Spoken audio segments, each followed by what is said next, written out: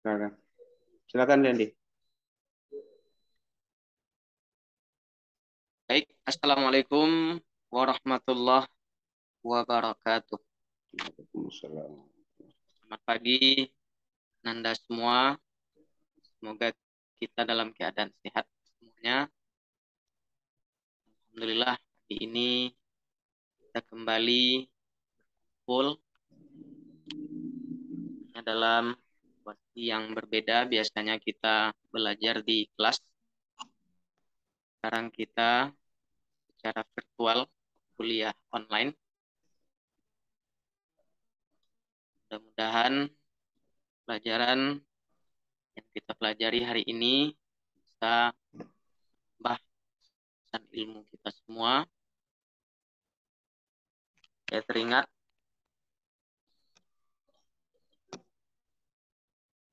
sabda Rasulullah SAW, khairud dunia wal akhirati ma'al ilmi. Kebaikan kehidupan di dunia dan akhirat itu adalah dengan ilmu. Jadi pagi ini kita coba untuk sama belajar. Sebelum itu, untuk kelancaran pembelajaran kita hari ini, sama-sama kita berdoa dengan membacakan basmalah. Bismillahirrahmanirrahim. Baik, Ananda semua, pagi ini pelajaran kita yaitu Al-Quran Hadis. Materinya sumber hukum Islam.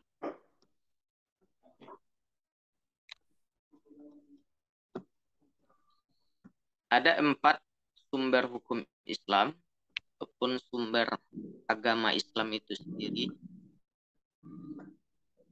Yang pertama Al-Quran, yang kedua hadis, yang ketiga ijma, dan yang keempat qiyas. Jadi apa itu Al-Quran? Yang biasa kita baca, biasa kita tadaruskannya. Al-Quran itu adalah kitabullah, ataupun kalamullah, ucapan Allah langsung yang berupa mukjizat yang dikandungkan di dalam Al-Quran.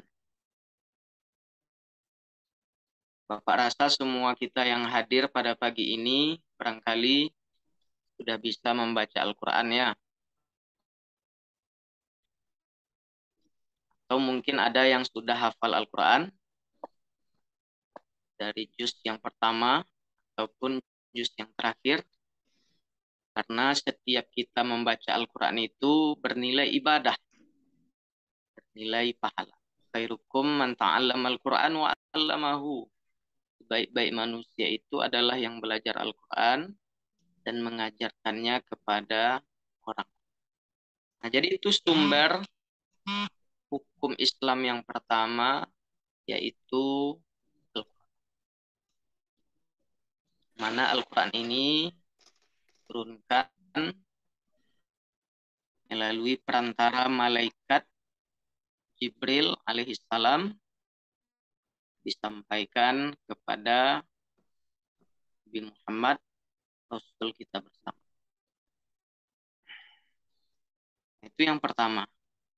Yang kedua, sumber hukum Islam yaitu hadis. Apa itu hadis? Mungkin Anda semua sekalian ada yang bisa menjawab terlebih dahulu sebelum Bapak terangkan itu hadis, apa itu hadis, apa fungsi hadis.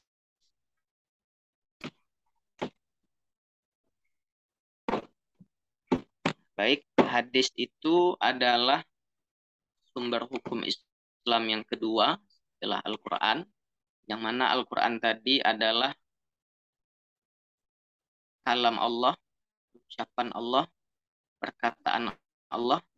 Sementara hadis ini adalah perkataan Nabi Muhammad Sallallahu Alaihi.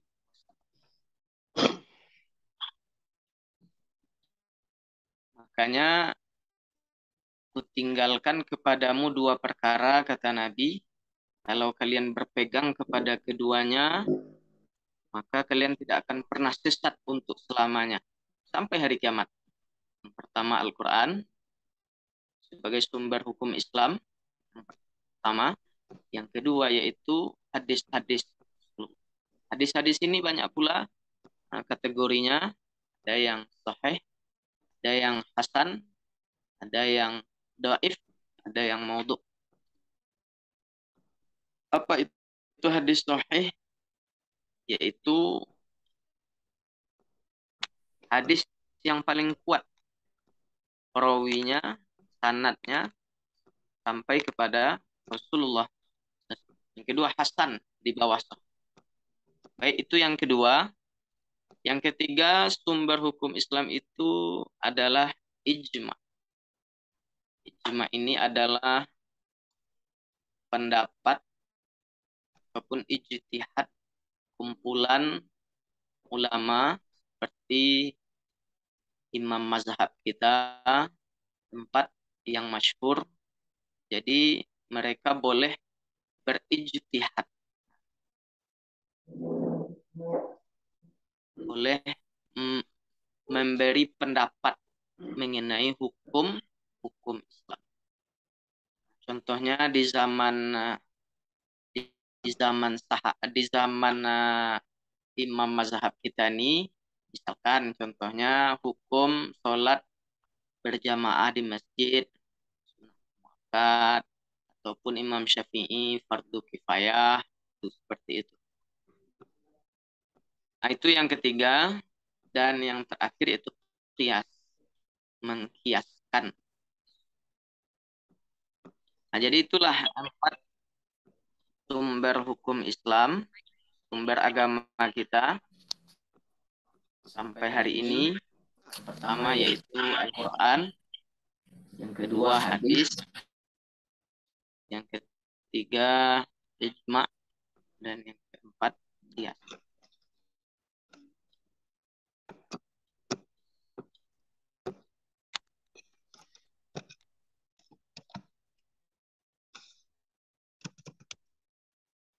Bagaimana Pak? Cukup Pak ya? Cukup, boleh? Agak kurang efisien rasanya.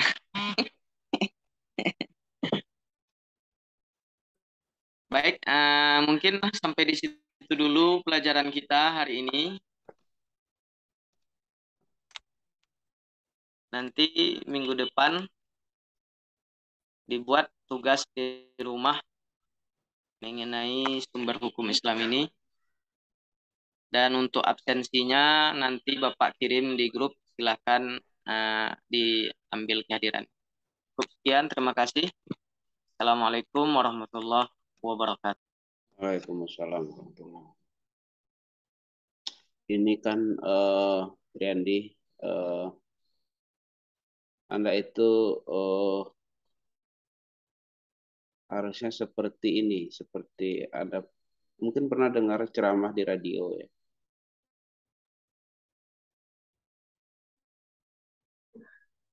Halo Riandi. Iya Pak. Orang ceramah di radio itu kan nggak ada yang lihat kan, tetapi ada yang dengar gitu. Jadi tetapi penampilan orang-orang itu maksimal dan pesan itu tersampaikan. Ini tantangan juga sebetulnya ya, apa namanya, ngajar tanpa murid gitu kan. Itu akan pasti Itulah Pak. dilakukan itu. Ditambah ini kan juga pembelajaran juga ngajar di depan kamera gitu kan. Iya. Jadi ekspresi mengajar di depan kamera itu Kalau kamera holik Riandinya mungkin itu ekspresinya lebih banyak itu nampaknya. Apalagi terakhir kan masuk Maina kan, sang penyemangat kan. Oke, oke. Oke, Maina lagi di mana? Di rumah? Halo Maina. Iya, Pak.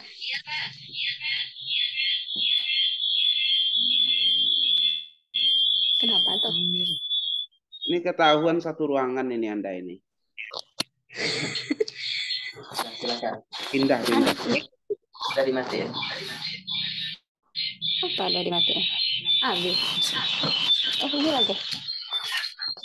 Pindah, yang satunya pindah. Sini, sini, sini. Nampak lu dia Pak.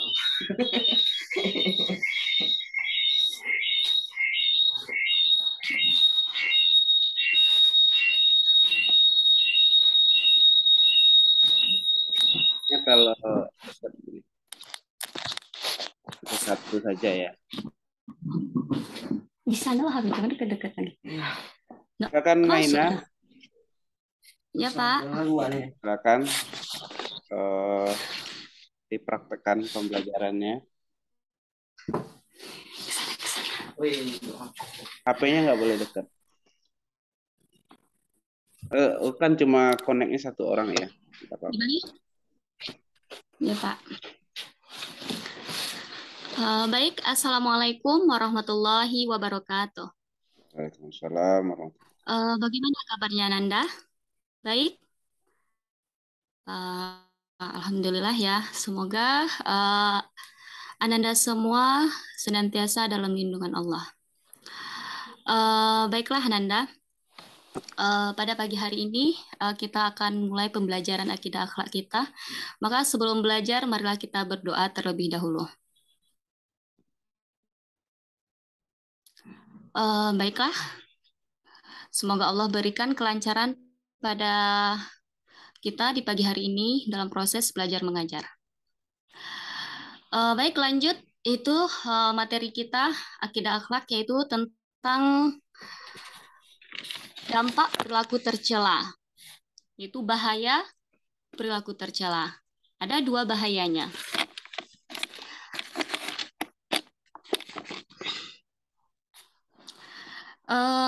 Baik kan Anda semua, sebelumnya sudah ada Ibu kirim di grup resume atau PowerPoint yang sudah Ibu buat sendiri. Mungkin Ananda sudah membacanya ya. Ada dua di situ, bahaya perilaku tercela. Yang pertama, kita membahas bahayanya bahaya ananiah dan putus asa. Nah, Ananda, ada yang tahu apa itu ananiah? Ada yang tahu? Ayo, Budi, tahu itu apa ananiah? Ananiah yaitu egois. Egois yaitu sifat yang menilai sesuatu berdasarkan kepentingannya sendiri, tapi dia meremehkan orang lain. Nah, itu adalah ananiah.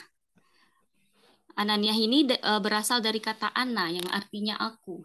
Jadi ananiah ini lebih keakuan, keakuan. Jadi sikap ini hanya apa? Sikap ini hanya lebih mementingkan dirinya sendiri. Nah, jadi orang lain itu tidak penting. Nah, bahkan ananiah ini perilakunya itu menyingkirkan orang lain yang mengganggu tujuannya. Nah, mereka tidak peduli terhadap apa yang terjadi pada orang lain di sekitar mereka selama kebutuhan mereka itu terpenuhi. Jadi dia tidak peduli apa itu kekurangan orang lain, itu bukan menjadi urusan mereka. Nah, selanjutnya kita bahas apa sih ciri-ciri dari perilaku ananiah tersebut. Ada Ananda di sini yang tahu ciri-cirinya? Tentu Ananda semua udah paham ya, ananiah ini itu egois. Kita sering mendengar apa dia itu egois gitu. Kita sering mendengar ya. Nah, tentu Ananda paham itu apa ciri-cirinya. Nah, sini Ibu sebutkan beberapa ciri-cirinya. Pertama, orang yang perilakunya Ananiah ini akan tercermin pada sikapnya. Pertama, dia tuh selalu ingin menang sendiri. Menang di sendiri ini, dia tidak mau mengalah. Dia merasa dialah yang benar. Kedua, tidak mau memahami atau memikirkan perasaan orang lain. Ketiga, tidak peduli dengan orang lain. Keempat, tidak mau menerima kritikan dari orang lain. Jadi, orang yang bersikap ini, dia tidak perlu masukan dari orang lain, karena dia sudah merasa dirinya paling benar. Selanjutnya, ciri-cirinya yaitu sering menyakiti hati orang lain. Selanjutnya, menghalalkan berbagai cara untuk mencapai keinginannya. Jadi, apapun cara agar tujuan dia itu tercapai, dia itu menghalalkan segala cara. Itu adalah ciri-ciri jika seseorang sudah tercermin perilaku Ananiah. Nah, selanjutnya kita bahas tentang dampak dari perilaku Ananiah ini. Nah, apa dampaknya bagi diri kita sendiri ataupun bagi orang lain? Nah, pertama kita bahas dulu tentang perilaku Ananiah ini, dampaknya terhadap diri kita. Pertama, menimbulkan kekecewaan orang lain. Kedua, merusak serta memutus tali persaudaraan dan silaturahmi. Selanjutnya, dijauhi dalam pergaulan dan dikucilkan oleh orang lain. Keempat, tidak tentram hidupnya. Kelima, menimbulkan kebencian, pertengkaran, dan permusuhan. Yang terakhir itu sulit menerima petunjuk kebenaran karena merasa dirinya itu yang paling benar. Itulah dampak dari perilaku Ananiah. Selanjutnya kita bahas bagaimana cara menghindari sifat Ananiah tersebut. Yang pertama, kita harus menghormati hak-hak orang lain. Terus kita menanamkan sikap rendah hati, juga suka menolong sesama. Terus mendahulukan kepentingan orang lain daripada kita, maksudnya kepentingan umum daripada kita. Ini akan memberikan membuat diri kita belajar dari menghindari sifat-sifat tercela itu, Ananiah itu. Selanjutnya itu mau mendengar pendapat dan nasihat orang lain. Nah, dia kalau kita sudah mau untuk melakukan hal ini, tentu kita akan terhindar dari sifat-sifat egois ini. Nah, itu adalah tentang sekilas tentang Ananiah. Bu jelaskan. Selanjutnya kita masuk kepada sifat tercela berikutnya, yaitu putus asa. Nah, putus asa, apa itu putus asa? Ananda, coba Ananda sebutkan dulu. Putus asa ya, putus asa ini sesuatu yang sudah biasa ya kita dengar. Coba Ananda sebutkan dulu, apa itu putus asa? Ayo, Ananda Belisa Fitri, coba Ananda sebutkan, apa itu putus asa? Oke, baik. Ya, putus asa memang sikap merasa gagal, ya betul. Terima kasih, Belisa. Itu benar. Putus asa itu merupakan perilaku yang merasa bahwa dirinya telah gagal dalam meraih suatu harapan atau cita-cita. Dan lebih menekankan putus asa ini pada dia itu merasa gagal dan dia tidak mau berusaha untuk melanjutkan apa yang dia cita-citakan itu putus asa. Nah, ada yang tahu apa penyebab orang tersebut berputus asa? Nah, biasanya orang berputus asa karena kegagalan yang berulang kali yang dialami dalam upaya mencapai cita-cita atau tujuan tertentu. Ananda semua, apa boleh kita berputus asa ini? Tentu tidak ya. Namanya aja putus asa, kita bahas tentang bahaya perilaku tercela. Salah satunya itu berputus asa. Tentu tidak boleh ya. Karena Allah sangat melarang sekali ya tentang putus asa ini. Bahkan Allah berfirman itu dalam surah Az-Zumar ya. Artinya itu Hai hamba-hambaku yang melampaui batas terhadap diri mereka sendiri. Janganlah kalian berputus asa dari rahmat Allah. Sesungguhnya Allah mengampuni dosa-dosa semuanya. Sesungguhnya dialah yang maha pengampun lagi maha penyayang. Nah, jadi jangan sampai kita itu berputus asa, karena itu merupakan salah satu sifat-sifat orang kafir. Nah, itulah pengertian dari putus asa. Sekarang kita masuk kepada bentuk dari perilaku putus asa tersebut. Apa saja bentuk dari perilakunya? Pertama, orang yang berputus asa itu akan tercermin pada dirinya bermalas-malasan setelah mengalami kegagalan dari apa yang ia capai. Dia gagal karena dia sudah berputus asa, maka dia tidak ingin lagi untuk berjuang melakukan apa yang ia cita-citakan itu. Terus itu akan tampak pada dirinya tidak bersemangat lagi dan rasa percaya dirinya sudah hilang. Itu ciri-ciri orang yang sudah berputus asa. Maka hal ini tidak boleh. Kenapa tidak boleh? Karena ini sangat berbahaya pada diri kita sendiri. Sangat berbahaya karena seakan-akan kita menghancurkan diri kita ya. Makanya begitu bahayanya berputus asa ini. Jadi Ananda semua, Ibu minta tolong jangan pernah berputus asa. Apalagi ciri-cirinya yaitu dia akan murung dan tidak semangat dalam menjalankan kehidupannya. Ini juga ciri-ciri orang yang berputus asa. Selanjutnya yaitu mudah terpancing emosi. Dia sensitif, perasaannya sensitif. Sedikit kita memberi nasihat, dia merasa emosi gitu, dia tidak menerima. Sekarang kita masuk dampak dari perilaku putus asa. Apa saja dampak dari perilaku putus asa ini? Apa saja? Ada yang tahu Ananda? Ini mudah ya, mudah karena biasanya kita ini manusia memang sering mengalami hal-hal seperti ini, tapi ada yang berlebihan, ada yang bisa bangkit lagi. Ya. Dampaknya tentu merugikan diri sendiri karena membuang waktu dan energi yang dimiliki. Terus dia menjadi pesimis. Kalau kita sudah pesimis, tentu kita nggak percaya diri lagi. Nah ini tentu berbahaya. Selanjutnya tidak mampu mengembangkan potensi diri. Itu adalah dampak dari berperilaku putus asa. Lalu bagaimana cara menghindari sifat putus asa ini? Caranya, pertama, merenungi kegagalan yang dialami. Jika kita melakukan itu, tentu kita bisa mendapatkan pelajaran, bukan merasa diri kita ini tidak bisa apa-apa lagi gitu. Selanjutnya, selalu yakin bahwa Allah akan memberi jalan keluar karena bersama kesulitan pasti ada kemudahan. Nah, Ananda, ini tentu janji Allah ya, janji Allah setiap kesulitan itu pasti ada kemudahan. Nah, pasti Allah itu akan beri kita solusi untuk setiap permasalahan kita ini.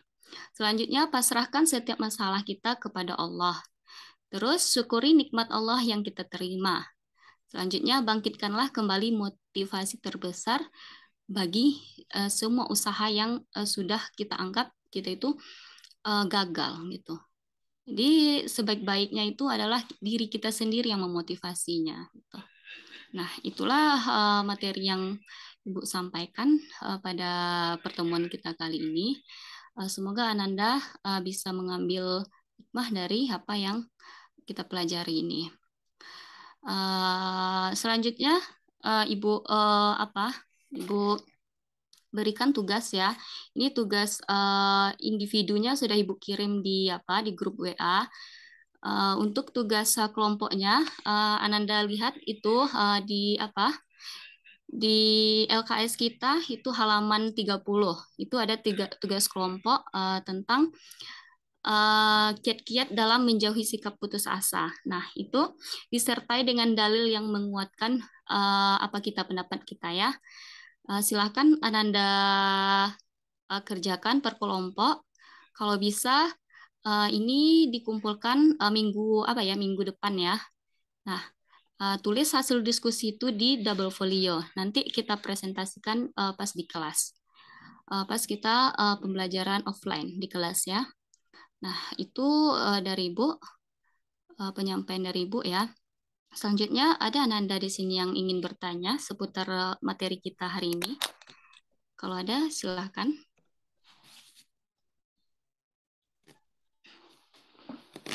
Cukup Maina. Ya. Baiklah, untuk absensinya silakan diisi formnya ya, yang Ibu kirim ini. Silakan diisi. Baiklah, sekian pembelajaran kita hari ini. Ibu akhiri, Assalamualaikum warahmatullahi wabarakatuh. Waalaikumsalam. Oke, Maina. Berapa SKS kuliahnya semester ini? Semuanya, Pak. Semuanya nggak ada SKS itu semuanya. Yang bisa diambil, Pak. Yang bisa diambil 18. Jadi antiku. Iya, 18. Ya, ya. Oke, sukses untuk Maina dan Riyandi ya. Segera selesaikan kuliahnya agar karirnya bisa melambung tinggi setinggi-tingginya. Amin. Oke, Maina masih ada praktek di lokalnya belum itu ya? Iya, Pak. Kalau Riyandi sudah ya? Sudah. Maina itu saya cek ini. Kalau dinilai sementara di apa ya?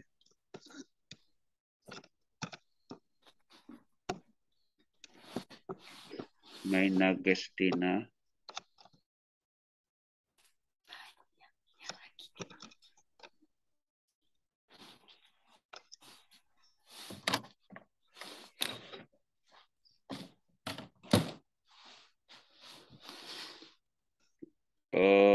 Ya, itu mesti apa ya? Mesti ada praktek di lokalnya.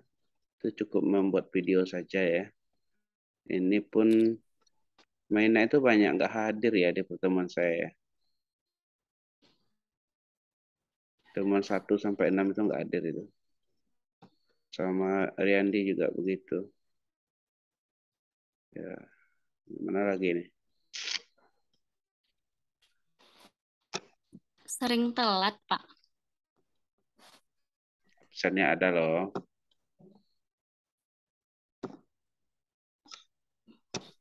Oke lah ya. Kita serahkanlah semuanya pada Allah. Cukup ya. Terima kasih. Assalamualaikum warahmatullahi wabarakatuh.